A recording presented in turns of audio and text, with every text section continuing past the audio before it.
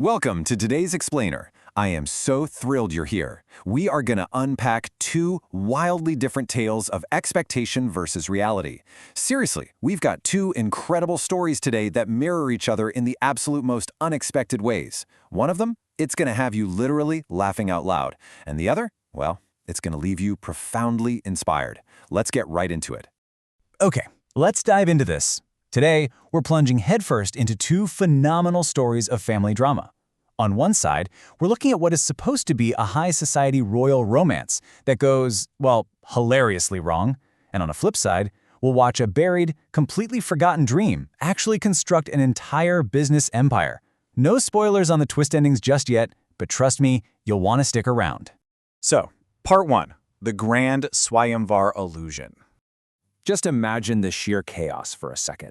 The city's absolute biggest businessman, Mr. Anil Kothari, allegedly places a newspaper ad looking for a bride for his son.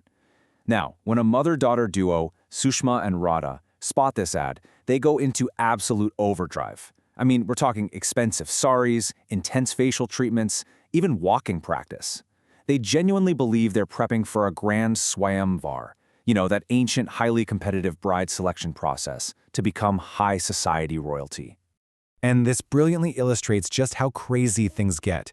When they arrive at the Kothari mansion, the matriarch, Gayatri Devi, lines up all these hopeful girls and starts assigning them tasks to prove their worth.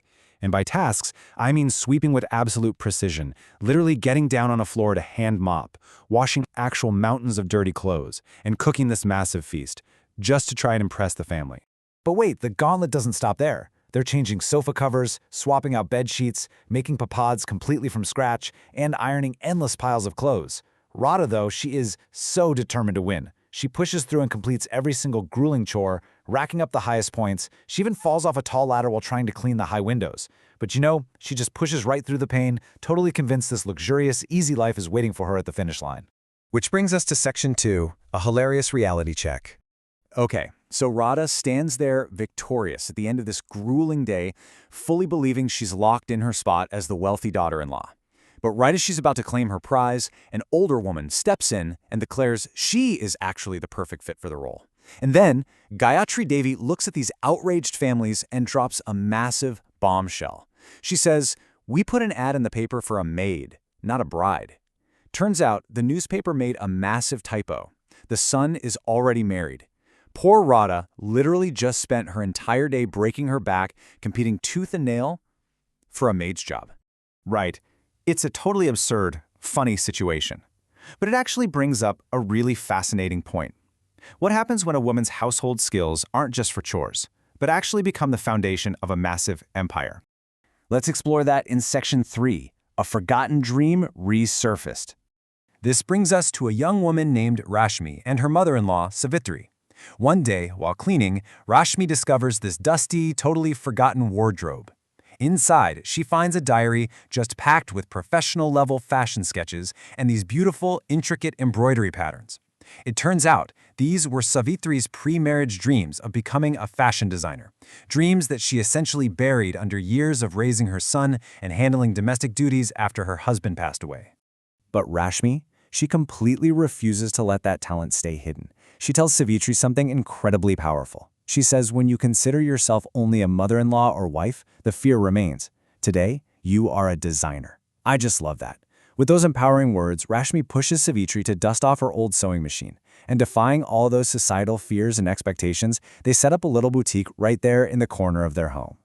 Which leads right into Section 4, Ego versus Empowerment. So the central conflict blows up when Savitri's son and Rashmi's husband, Rohan, returns from a business trip. He walks in, hears the hum of the sewing machine, and he is absolutely furious. Driven by this really toxic pride, he issues a harsh ultimatum, saying, "My name and status will fall because of this sewing work. It must stop." He literally looks at his mother's incredible artistic talent and just dismisses it as mere tailor work that somehow embarrasses his status as a big-shot businessman. Let's move to and see how this builds, because the escalation here is incredibly rapid. On day 1, they find the old sketches. By week 2, a small corner of the home becomes a workspace. Month 3 rolls around, and the demand is actually growing so much they open a real boutique right in the market. But then, by month 6, Rohan issues his final ultimatum and actually kicks his own wife and mother out of the house because they refuse to shut the business down. Now, instead of playing the submissive daughter-in-law just to save her marriage, Rashmi takes a massive stand. She actively chooses her mother-in-law's self-respect over her own comfortable life. She packs up, moves out with Savitri to her parents' house, and invests every single penny of her own savings into their business. This is the moment that officially propels Savitri Creations forward. Section 5. The Ultimate Comeback. Over the next few months, the paths of Rohan and Savitri completely diverge. It's like night and day.